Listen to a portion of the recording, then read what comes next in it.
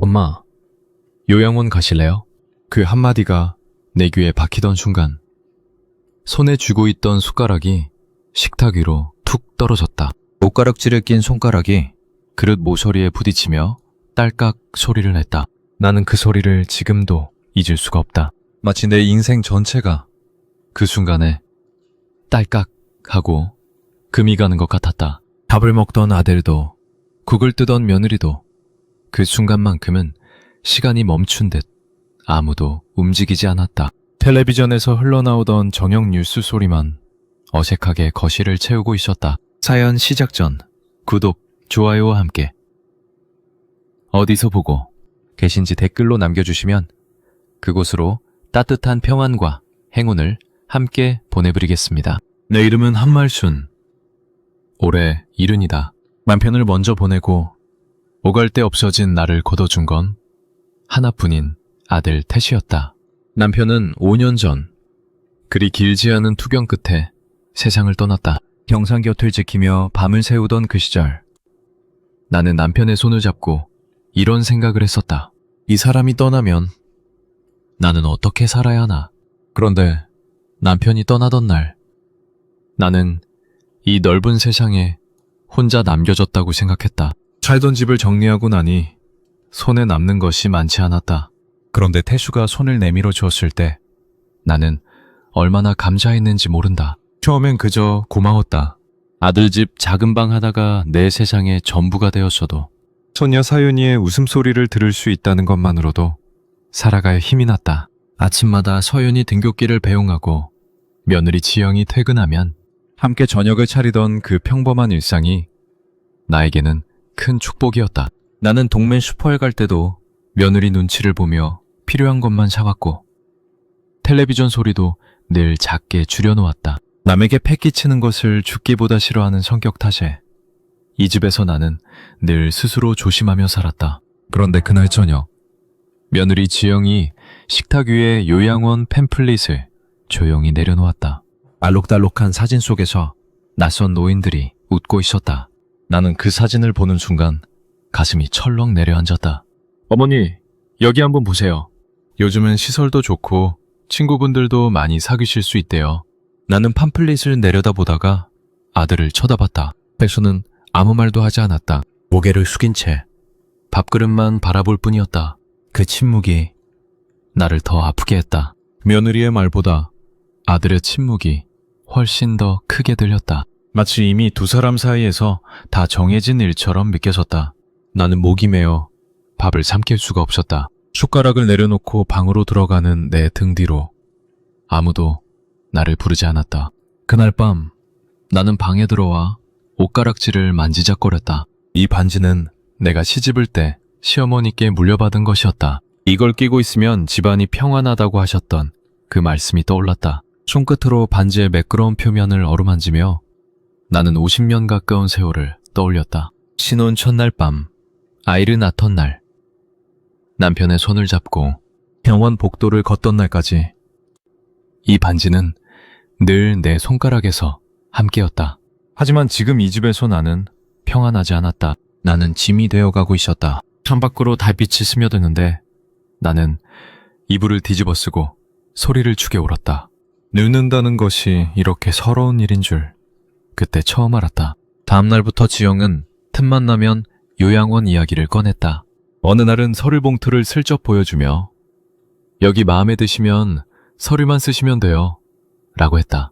나는 그 서류를 제대로 보지도 못한 채 고개를 돌렸다. 손이 떨렸다. 밥상머리에서도 거실에서 텔레비전을 볼 때도 지영은 자꾸만 요양원 이야기, 실버타운 이야기를 꺼냈다. 나는 그때마다 귀를 닫고 싶었다. 며칠 뒤 지영이 내 방에 들어와 화장대 위에 놓인 낡은 상자를 보더니 말했다. 어머니, 이 옷가락지도 나중에 서윤이 크면 물려주세요. 나중에. 그 말이 비수처럼 꽂혔다. 마치 내가 이 집에 오래 있지 않을 사람인 것처럼 이미 내 물건을 정리하는 듯한 말투였다. 나는 아무 대답도 하지 못하고 상자를 조용히 닫았다. 손끝이 떨렸다. 평생을 간직해온 물건마저 이제는 남의 것이 되어야 하나. 그런 생각에 마음이 무너져 내렸다. 며칠 뒤에는 이런 일도 있었다. 아파트 엘리베이터에서 만난 이웃 할머니가 내게 지나가듯 말을 건넸다. 저 집 며느리 요즘 요양원 알아본다면서요? 우리 딸이 그 근처 살아서 들었어요. 나는 그 말에 심장이 덜컥 내려앉았다. 이미 동네에까지 소문이 난 것이었을까? 아니면 지영이 벌써 어딘가에 문의를 넣은 것일까? 나는 그날 하루 종일 그 말이 머릿속을 떠나지 않아 아무 일도 손에 잡히지 않았다. 그때부터였다. 나는 이 집에서 투명인간이 된 기분으로 지냈다. 밥을 먹어도 맛을 몰랐고 잠을 자도 깊이 잠들지 못했다. 새벽에 눈이 떠지면 멍하니 천장을 바라보며 지난 세월을 돌이켜보곤 했다. 유일하게 나를 따르던 손녀 서윤이마저 요즘 들어 나를 피하는 것 같았다. 학교에서 돌아오면 방문을 꼭 닫고 들어가 버렸다. 예전 같으면 할머니 방에 들어와 학교에서 있었던 일들을 조잘조잘 이야기하던 아이였는데 요 며칠은 인사도 짧게 하고 지나갔다. 나는 그것마저도 내가 짐이 된 증거라고 생각했다. 손녀마저 나를 부담스러워한다고 나는 그렇게 혼자 결론을 내려버렸다. 그날 저녁 나는 거실에서 우연히 지영과 태수가 낮은 목소리로 이야기를 나누는 것을 들었다. 정확히 무슨 이야기인지는 들리지 않았지만 어머니, 다음 달, 결정 같은 단어들이 띄엄띄엄 귀에 꽂혔다. 나는 그것이 요양원 입소를 의논하는 소리라고 확신해버렸다. 방문에 등을 기대고 서서 나는 숨소리마저 죽였다. 참다 못한 나는 오랜 친구 정자를 찾아갔다. 정자는 몇 해 전 자식들 손에 이끌려 요양원에 들어간 친구였다. 정자를 만나러 가는 버스 안에서 나는 창밖을 보며 생각했다. 나도 이제 저렇게 되는 걸까? 버스 유리창에 비친 내 얼굴이 낯설게 느껴졌다. 언제 이렇게 늙어버렸을까? 버스에서 내려 요양원 입구에 들어서니 소독약 냄새와 함께 낯선 적막함이 나를 감쌌다. 복도 곳곳에서 휠체어에 앉은 노인들이 창밖을 멍하니 바라보고 있었다. 나는 그 모습을 보며 가슴 한쪽이 저릿해졌다. 저 사람들도 한때는 누군가의 부모였고 누군가에게 세상 전부였을 텐데 요양원 로비에서 만난 정자는 몰라보게 야위어 있었다. 나를 보자마자 정자는 내 손을 꼭 잡았다. 그 손은 뼈만 앙상하게 남아있었다. 말순아, 이게 얼마만이니? 나 여기서 얼마나 더 보고 싶었는지 몰라. 우리는 로비 한쪽 소파에 나란히 앉았다. 정자는 창밖을 바라보며 담담하게 자신의 이야기를 꺼냈다. 말순아, 자식들이 다 그래. 처음엔 잘해준다고 나중에 편해질 거라고 하더니 지금은 명절에나 겨우 얼굴 비추더라. 여기 있는 사람들 다 그렇게 왔어. 다들 처음엔 잠깐만 계세요. 곧 모시러 올게요. 하고 갔는데 그 잠깐이 벌써 3년째다. 정자의 그 말이 내 가슴을 후벼 팠다. 자식은 다 똑같다는 그 말이 마치 내 미래를 미리 보여주는 것 같았다. 나는 차마 내 이야기를 꺼내지 못하고 정자의 손만 꼭 잡았다. 근데 넌 무슨 일로 왔어? 얼굴이 안 좋다. 나는 결국 참았던 이야기를 꺼냈다. 며느리가 요양원 팸플릿을 보여주었다는 것, 옷가락지 이야기, 아들의 침묵까지. 정자는 내 이야기를 끝까지 듣더니 힘없이 웃었다. 거봐 말순아, 나도 처음엔 우리 며느리가 그럴 사람이 아니라고 믿었어. 근데 사람 마음이라는 게 다 그래. 편해지고 싶은 게 자식 마음이지. 여기 있는 사람들끼리 정붙이고 사는 거지. 뭐 어쩌겠니. 집으로 돌아오는 버스 안에서 나는 결심했다. 며느리가 소리를 내밀기 전에 내가 먼저 나가야겠다고. 짐이 되기 전에 스스로 짐을 싸야겠다고. 누구에게도 폐를 끼치고 싶지 않았다. 평생을 그렇게 살아왔다. 시집온 이후로 나는 늘 먼저 물러서고 먼저 참는 것이 여자의 도리라고 배우며 살았다. 시어머니 밑에서도 남편 앞에서도 그리고 이제 아들, 며느리 앞에서도 나는 늘 내 몫을 최소한으로 줄이며 살아왔다. 그것이 습관이 되어 나는 이제 내가 정말 필요한 존재인지조차 스스로 의심하게 되어버렸다. 버스 창밖으로 익숙한 동네 풍경이 지나갔다. 아이를 업고 걷던 젊은 시절의 나. 시장에서 물건값을 깎던 나. 남편과 손잡고 이 길을 걷던 기억들이 스쳐 지나갔다. 그 모든 세월이 결국 이렇게 짐가방 하나로 정리되는구나. 그런 서글픈 생각이 들었다. 그날 밤 태수와 지영이 잠든 것을 확인하고 나는 조용히 옷가지 몇 벌과 옷가락지 상자를 낡은 가방에 챙겨 넣었다. 손이 떨려서 몇 번이나 물건을 떨어뜨렸다. 가방을 다 챙기고 나서 방문 앞에 서서 잠시 망설였다. 이대로 나가면 다시는 이 방에 돌아오지 못할 것 같은 예감이 들었다. 하지만 발걸음을 돌릴 수는 없었다. 현관문을 나서는데 서윤이 방 문틈으로 불빛이 새어나오고 있었다. 저 아이도 이제 나를 귀찮아하는구나. 그런 생각에 발걸음을 서둘렀다. 밖은 비가 내리고 있었다. 우산도 챙기지 못한 채 나는 정류장 벤치에 앉았다. 빗물이 옷 속으로 스며들었지만 그보다 더 시린 것은 마음이었다. 이른 평생을 살아오면서 이렇게 혼자라고 느낀 적이 없었다. 남편이 떠났을 때도 이렇게까지 외롭지는 않았다. 그때는 적어도 아들이 내 곁에 있었으니까. 그런데 지금은 그 아들마저 나를 떠나보내려 하는 것만 같았다. 나는 정류장 벤치에 앉아 소리 없이 울었다. 지나가는 사람들이 힐끗거렸지만 아무도 다가오지 않았다. 비에 젖은 가방을 끌어안고 나는 이대로 어디로 가야 할지 막막했다. 알 곳이 없었다. 이른 평생을 살아왔는데 정작 마지막에 갈 곳 하나 없는 신세가 되었다는 사실이 나를 무너뜨렸다. 문득 정자의 얼굴이 떠올랐다. 정자도 이렇게 비 오는 날 자식들에게 버림받았다고 느끼며 울었을까. 나도 이제 저렇게 끝나는구나. 그 생각이 들자 눈물이 멈추지 않았다. 빗소리와 내 울음소리가 뒤섞여 정류장 지붕을 두드렸다. 그때 저 멀리서 우산도 없이 뛰어오는 사람의 그림자가 보였다. 서윤이었다. 할머니! 할머니 어디 가세요? 서윤이는 숨을 헐떡이며 내 앞에 멈춰섰다. 교복 위로 비를 그대로 맞은 채였다. 머리카락이 이마에 달라붙어 있었다. 할머니 방에 불이 꺼져 있길래 이상해서 나와봤는데 가방까지 챙겨서 어디 가시는 거예요? 나는 아무 말도 할 수 없었다. 그저 서윤이의 얼굴을 보며 눈물만 흘렸다. 서윤이는 내 손을 붙잡고 다급하게 말했다. 할머니, 집으로 가요. 네? 제발요. 나는 고개를 저었다. 할머니는 이제 이 집에 집만 될 뿐이야. 요양원 가는 게 다 낫다고. 다들 그렇게 생각하는 거잖니. 할머니도 이제 알아. 그러니까 붙잡지 마라. 서윤이의 눈이 커졌다. 할머니, 그게 무슨 말이에요? 엄마가 그런 말 한 적 없는데요? 팸플릿도 갖다 놓고 서리도 보여주고 옷가락지도 나중에 서윤이한테 물려주라고 하더라. 다 정해놓은 거잖아. 그리고 요즘 너도 할머니 피하잖니. 다 알아, 할머니는. 서윤이는 잠시 멍하니 있다가 갑자기 내 손을 더 세게 붙잡았다. 눈에 눈물이 그렁그렁 맺혀 있었다. 할머니, 아니에요. 진짜 아니에요. 제가 요즘 방문 닫고 있었던 건 할머니 몰래 하던 게 있어서 그런 거예요. 일단 집에 가요. 제가 다 설명해 드릴게요. 진짜예요. 서윤이의 눈빛이 너무 간절해서 나는 결국 그 손에 이끌려 집으로 돌아왔다. 집에 들어서자 태수와 지영이 놀란 얼굴로 뛰어나왔다. 지영은 비에 흠뻑 젖은 나를 보고는 눈물부터 쏟았다. 어머니, 어디 다녀오셨어요? 얼마나 걱정했는지 몰라요.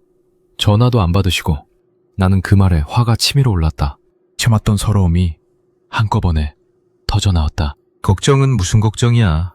나 없어지면 편해질 거면서 요양원 서류까지 다 준비해놓고 이제 와서 무슨 걱정이야. 그 말에 지영의 얼굴이 하얗게 질렸다. 어머니, 그게 무슨 말씀이세요? 바로 그때 서윤이가 다급하게 말했다. 엄마, 할머니가 요양원 가시는 줄 오해하고 계셨어요. 서류랑 팸플릿 때문에요. 할머니, 아까 가방 싸서 집 나가려고 하셨어요. 정류장에서 비 맞고 울고 계셨다고요. 지영은 그제야 모든 것을 알아차린 듯 손으로 입을 막았다. 태수도 그 자리에 얼어붙은 듯 서 있었다. 지영은 방으로 뛰어들어가더니 서류봉투 하나를 들고 나왔다. 떨리는 손으로 봉투를 내밀며 말했다. 어머니, 이거 요양원 서류가 아니에요. 제발 열어보세요. 나는 떨리는 손으로 봉투를 열었다. 그 안에는 요양원 안내서가 아니라 대학병원 치매 예방 프로그램 등록증과 내 이름으로 개설된 적금 통장이 들어있었다. 통장을 펼쳐보니 지난 2년간 매달 조금씩 들어온 돈이 어느새 3천만 원 가까이 모여 있었다. 통장 명의는 분명히 한말순, 내 이름이었다. 어머니, 제가 보여드리려던 건 요양원이 아니라 시니어 전문 실버타운이었어요.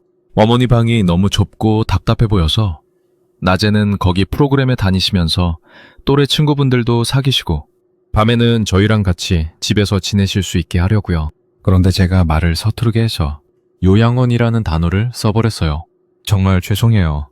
그 말 한마디 때문에 어머니가 이렇게 힘들어하실 줄은 몰랐어요. 나는 말을 잊지 못했다.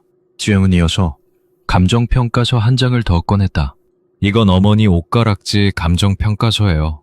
얼마 전에 몰래 감정평가사한테 다녀왔어요. 서윤이한테 물려주라고 한 건 나중에 정말 서윤이한테 주라는 뜻이 아니라 정확한 가치를 알아서 그 돈만큼 어머니 방을 새로 꾸며드리려고 했어요. 어머니가 평생 아끼시던 물건이니까 그 가치만큼 어머니께 되돌려드리고 싶었어요. 서윤이한테 물려준다는 건 그냥 제가 말을 잘못 골랐어요. 그때 태수가 무릎을 꿇고 앉으며 낮은 목소리로 말했다. 엄마, 제가 아무 말도 안 한 건 지영이가 준비한 서프라이즈를 망칠까봐 그랬어요. 사실 저희는 몇 달 전부터 엄마 방을 리모델링 하려고 업체까지 다 알아봤어요. 이미 계약도 끝냈어요, 엄마. 다음 달부터 공사 들어가기로 되어 있었어요. 며칠 전 거실에서 저희가 낮은 목소리로 이야기하던 것도 그 공사 일정 맞추느라 그랬던 거예요. 엄마가 들으실까봐 일부러 조심한다는 게 오히려 더 큰 오해를 만들었네요. 태수는 휴대폰을 꺼내 사진 몇 장을 보여주었다. 넓은 창문이 있는 방. 볕이 잘 드는 구조로 새로 그려진 설계도였다. 이건 제가 그린 거예요, 할머니. 서윤이가 조심스럽게 말했다. 나는 그제야 서윤이가 요즘 방문을 꼭 닫고 지냈던 이유를 알게 되었다. 서윤이는 컴퓨터로 직접 설계 프로그램을 배워가며 할머니 방을 어떻게 꾸밀지 몇 날 며칠을 그리고 지웠다고 했다. 볕이 잘 드는 창가에 흔들의자를 놓고 내가 좋아하는 화초를 키울 수 있는 작은 베란다까지 그려져 있었다. 설계도 한쪽 구석에는 작은 글씨로 할머니 방이라고 적혀 있었고 삐뚤빼뚤한 하트가 그려져 있었다. 나는 그 설계도를 보며 무너지듯 주저앉았다. 내가 짐이라고 생각했던 그 시간 동안 가족들은 나 몰래 나를 위한 자리를 만들고 있었던 것이다. 서투른 말 한마디가 만들어낸 오해가 얼마나 깊은 상처가 되었는지 그제야 실감이 났다.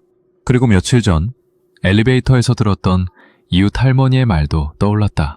나는 조심스럽게 지영에게 그 이야기를 꺼냈다. 지영은 잠시 생각하더니 하고 짧게 탄식했다.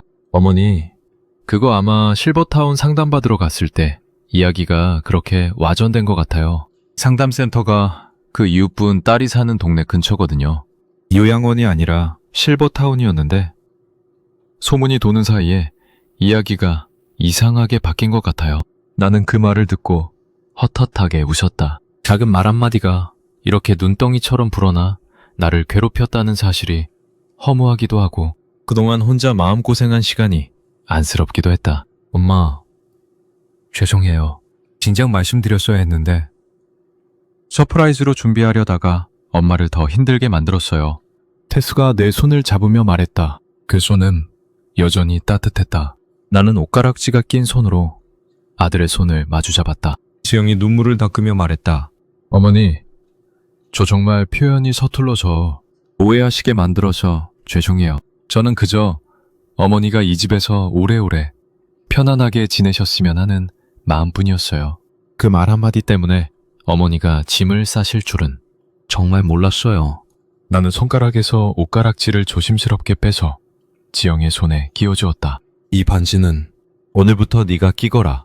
나는 이 반지가 없어도 이제야 진짜 며느리를 얻은 것 같으니까. 지영은 반지를 받아들고 소리내어 울었다.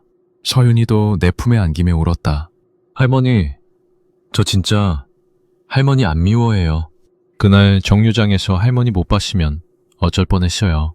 나는 서윤이의 등을 쓸어내리며 말했다. 할머니가 미안하다. 혼자 다 오해하고 혼자 다 결정해버려서 서윤이가 그렇게 뛰어와 주지 않았으면 할머니는 정말 큰 실수를 할 뻔했다. 그날 밤 우리 네 식구는 밤늦도록 거실에 둘러앉아 그동안 쌓였던 오해를 하나씩 풀어냈다. 태수는 회사 일이 바빠서 미처 살뜰히 챙기지 못했던 것에 대해 사과했고, 나는 혼자 넘겨짚었던 마음들을 하나씩 털어놓았다. 지영은 내가 며칠 전 우연히 들었던 거실 대화도 설명해 주었다. 그날 두 사람이 낮은 목소리로 의논했던 것은 다음 달에 있을 리모델링 공사 일정과 공사 기간 동안 나를 어디에 편히 모실지에 대한 것이었다고 했다. 나는 그 말을 듣고 헛웃음이 나왔다. 혼자 넘겨짚어 만들어낸 오해들이 이렇게 많았다는 사실이 부끄럽고도 미안했다. 창밖에는 여전히 비가 내리고 있었지만 그 빗소리마저 그날 밤에는 따뜻하게 들렸다. 서윤이는 그날 밤 자기 방에서 스케치북 몇 권을 더 꺼내왔다. 그동안 그렸다가 마음에 들지 않아 버리려던 설계도들이었다. 창문 위치를 바꿔보고 침대 방향을 바꿔보고 몇 번이고 고쳐 그리는 적이 고스란히 남아있었다.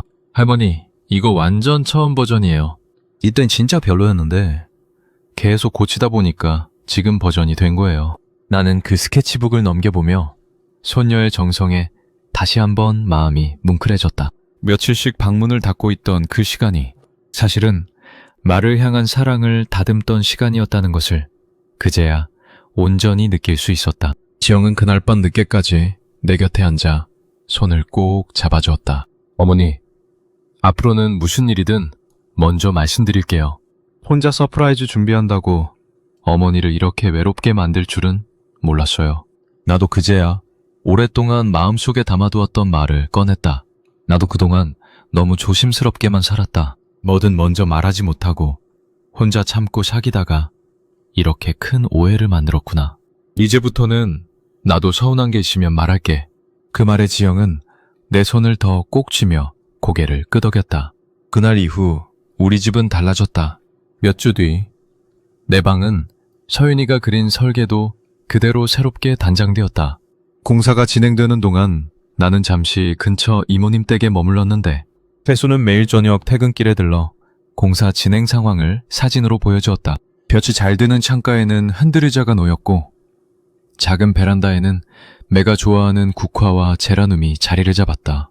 역시도 내가 좋아하는 은은한 살구색으로 골랐다며 지영이 몇 가지 샘플을 들고 와 직접 골라보라고 했던 것이 생각난다. 방이 완성되던 날 온 가족이 모여 작은 집들이를 했다. 태수는 케이크를 사왔고 서윤이는 손수 만든 카드를 내밀었다. 카드에는 할머니, 오래오래 이 방에서 행복하세요 라는 글씨와 함께 흔들의자에 앉은 할머니, 그림이 서투르게 그려져 있었다. 나는 그 카드를 지금도 화장대 위에 소중히 세워두고 있다. 지영은 매일 아침 내 방에 들러 차 한 잔을 나누고 출근했다. 태수는 주말마다 나를 실버타운 프로그램에 데려다 주었고 나는 그곳에서 또래 친구들과 노래도 배우고 그림도 그리며 새로운 즐거움을 찾았다. 얼마 전에는 그곳에서 배운 노래를 서윤이 앞에서 불러주었더니 서윤이가 손뼉을 치며 앙코르를 외쳐서 온 가족이 웃음바다가 되기도 했다. 서윤이는 이제 학교에서 돌아오면 제일 먼저 내 방문을 두드리고 들어와 오늘 있었던 일들을 조잘조잘 이야기해준다. 정자에게도 이 소식을 전했다. 정자는 전화기 너머로 한참을 울다가 말했다. 말순아, 부럽다. 정말 부럽다. 나도 우리 애들이 그런 마음이었으면 얼마나 좋았을까. 나는 정자의 그 말에 마음이 무거워졌다. 모든 가족이 나처럼 운이 좋은 것은 아니라는 걸 알기에 그래서 나는 종종 정자를 우리 집에 초대해 함께 시간을 보낸다. 지영도 정자를 살갑게 맞아주고 서윤이는 정자 할머니라고 부르며 따른다. 처음 우리 집에 놀러온 날 정자는 새로 꾸며진 내 방을 둘러보며 한참을 말없이 서 있었다. 그러다 조용히 말했다. 말순아, 나도 이런 방 한번 가져보고 싶었는데. 나는 그 말에 정자의 손을 잡고 아무 말도 하지 못했다. 대신 다음 날부터 태수에게 부탁해서 한 달에 한 번씩은 정자를 요양원에서 모셔와 하루 이틀 우리 집에서 함께 지내도록 했다. 적어도 내가 해줄 수 있는 위로는 그것뿐이었다. 돌이켜보면 그 한마디, 엄마, 요양원 가실래요? 는 내 인생에서 가장 큰 오해이자 가장 큰 사랑을 확인하게 해준 말이었다. 표현이 서툴렀을 뿐 그 안에는 나를 향한 진심이 가득했다. 나는 이제 안다. 가족이라는 건 완벽한 말로 이루어지는 것이 아니라 서투른 말 속에서도 서로를 향한 마음을 끝까지 믿어주는 것이라는 걸. 나 역시 이제는 서운한 것이 있으면 마음속에 담아두지 않고 먼저 말을 건넨다. 그렇게 하나씩 마음을 열어가다 보니 이 집은 예전보다 훨씬 더 웃음소리가 잦아졌다. 지난주에는 서윤이가 학교 진로 시간에 미래에 하고 싶은 일을 발표했다는데 노인 복지를 위한 공간을 설계하는 건축가가 되고 싶다고 했단다. 담임 선생님이 왜 그런 꿈을 갖게 되었냐고 물으셨을 때 서윤이는 우리 할머니 방을 직접 설계했던 이야기를 빌려주었다고 한다. 그 이야기를 전해 들은 날 나는 흔들의자에 앉아 한참을 눈물 지었다. 오늘도 나는 흔들의자에 앉아 옷가락질을 낀 지영의 손을 떠올린다. 창가에 놓인 화분에서는 지난주 심은 제라늄이 조그맣게 새순을 틔웠다. 나는 그 새순을 보며 생각한다. 사람 사이의 마음도 이 화초처럼 서툴게 심어도 정성을 다하면 결국 꽃을 피우는 법이라고. 그리고 창밖 볕을 보며 생각한다. 이 늦은 나이에 나는 정말 큰 복을 받았다고. 그리고 언젠가 내 손녀 서윤이가 어른이 되었을 때 오늘의 이 이야기를 떠올리며 자신도 누군가에게 따뜻한 말 한마디를 건넬 줄 아는 사람이 되기를 나는 조용히 바라본다.